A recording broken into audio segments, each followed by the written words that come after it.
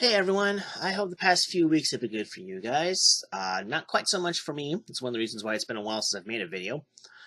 I had my finals for my Photoshop class. I had to do a lot of time and effort focused on that, mostly because I don't have Photoshop on my computer. For some reason it wasn't wanting to work. I think it may just be because this particular computer has a lot of crap on it, um, which I'll get into that briefly in a little bit. Also, my maternal grandfather passed away not too long ago. We had nice service for him. I was actually one of the pallbearers. I've been dealing with some shit at work involving my boss being a complete asshole. I swear to God, he's got it out for me. But I guess a lot of people probably think stuff like that. So I have also been fucking around with my new computer. I'm trying to figure out why the hell Microsoft Office is not wanting to download. I think it has something to do with the folks over at Dell being absolutely stupid. They've been quote unquote helping me, but their help has been complete bullshit, and I've decided that I'm never going to buy a Dell computer ever again at this point. Which, by the way, the computer that I'm using right now is not a Dell. I've always assumed that it's pronounced Aces. But, so yeah, never Dell again. Never, never, never. So the majority of this video, I'm going to be focusing on something that I've been wanting to address for quite a while, as well as to bring out a few brief discussion points that are completely unrelated, but still things that I wanted to share. So let's go ahead and go with the first topic. This is Aquila Obviously, or as I like to refer to her now, Aquila Oblivious. Because let's face it, this fucking bitch is oblivious to how the real world works. Which is really a shame because she's kind of hot. At least it looks like she would be if she wasn't trying to dress up like a clown. I mean, look at them titties. Damn. So I'm not going to play her video for you guys, but what I will do is I will bring up the comments that I have regarding what she has to say, because I'm sure you guys have heard her horrid voice, so I'm going to spare you guys the pain and agony, and I'm just going to go through my points. Point 1. She claimed that Richard Spencer was crying. He was not crying before nor after he was punched. He was actually laughing, if you actually paid attention, because of stupid libtard fuckwits such as yourself getting everything wrong, including what the hell the Pepe the Frog meme is all about. It's not racism, you stupid bitch.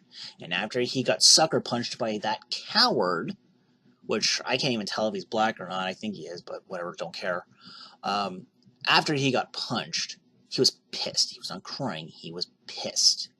So there's a big difference between what you're claiming and what is real. Point 2 is more of a question regarding her research into the various song additions to that punch scene. I'm curious, did anybody ever do Pat Benatar's Hit Me With Your Best Shot? Because I think that would have been very fitting. Hit me with your best shot! Point 3 is regarding the absolutely idiotic, vile comment that she made about how Nazis come out of not abusing children enough. So, I'm sorry, lady, but punching a child, not only is that the most vile thing that you could possibly say regarding this subject, but if anything, that would probably cause the problem that you're pretending to fight against.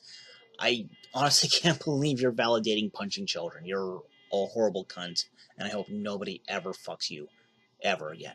Point 4. Even as a joke, associating Jaden Smith with philosophy on any level is a stomach-churning concept. I honestly hope to God you meant it as a joke, because nobody who understands philosophy would take that as a serious comment. Point number 5 is a very poor attempt on her part to approach a form of criticism that she probably knew she was going to get, which is, what if they aren't actually Nazis? Which is a good question, but her response was absolutely stupid. Anyone who thinks Hitler had mostly good ideas and argues that there was any silver lining to the tragic, unimaginable horrors done unto Jews during the Holocaust can catch these hands. Not only does this not answer the question, but it answers a question not even asked. Point number 6 is that your knowledge of history absolutely fucking sucks. We were still financially and culturally recuperating from World War I, and we didn't have the world police mentality that we do now. That's why we didn't get involved until we did. We only got involved because Germany declared war on us, you stupid moron! Point number 7 further emphasizes that you don't understand history worth a shit. The German citizens who didn't agree with Hitler weren't silenced because it wasn't worth the trouble. It was done because the Nazis had all of the forceful might, the guns and tanks. Citizens did not have any of their shit. They knew that if they tried anything too confrontational, that they would be imprisoned if they were lucky. Imagine your worst fears about President Trump and increase the pain, suffering, and lack of rights by 20. Point 8, I will admit, involves ignorance on my part. I don't really know Richard Spencer all too well, but I'm willing to bet that you don't know too much about him either, except whatever you've been spoon-fed by the libtard media. But, according to what I found on Wikipedia, that whole Hail Hitler thing that you're pretending that he does, apparently it comes from a joke. He and his group did it as a joke to make fun of people like you. Now, I don't know if that's actually true or not, and to be entirely honest, I don't really give a shit. Who cares if he hails Hitler and hails Trump? It doesn't fucking matter. Until he actually takes a gun to your head just because you're black, or a woman, or gay, if that's applicable to you. Who the hell cares? Why the fuck do you care about something that doesn't fucking matter? Oh, wait, that's right. You're a liberal. Point 9 is regarding the little pun that she did towards the end, where she's making this threat about how if people spew out hate in public, it will lead to them getting punched, because idiots like her are going to interpret them as being Nazis. Well, let me tell you this, Miss Oblivious. You are actually at risk of that yourself. All you're doing is spewing out baseless hate. And to be entirely honest, you could be creating the very problem that you think that you're fighting against.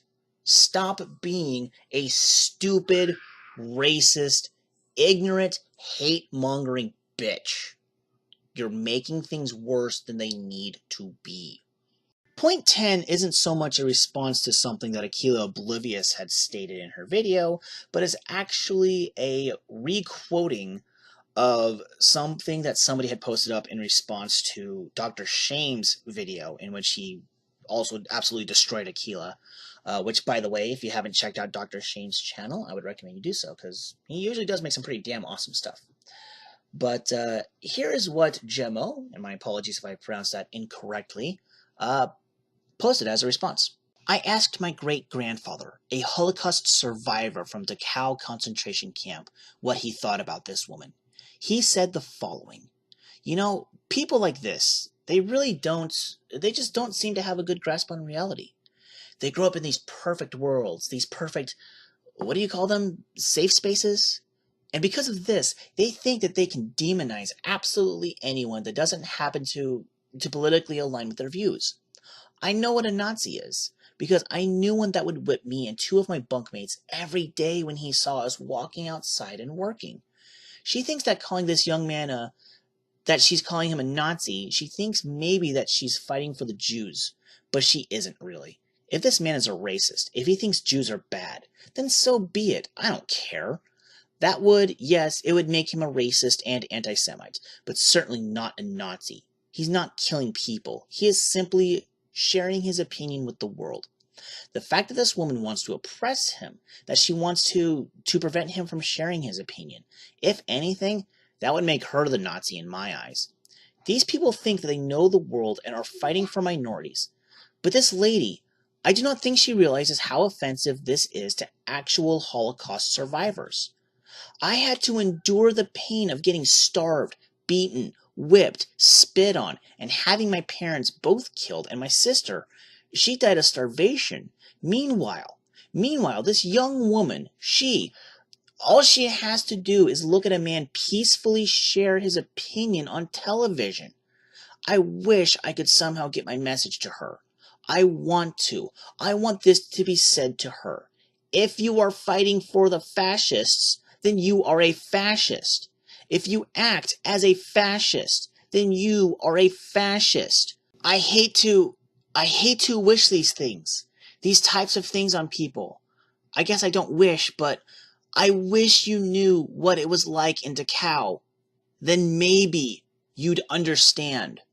Finally, to the people at YouTube who actually make these decisions, why the hell have you not punished this woman? Why is she still on YouTube? Why is this video still up? Is it okay because she's black talking shit about white people?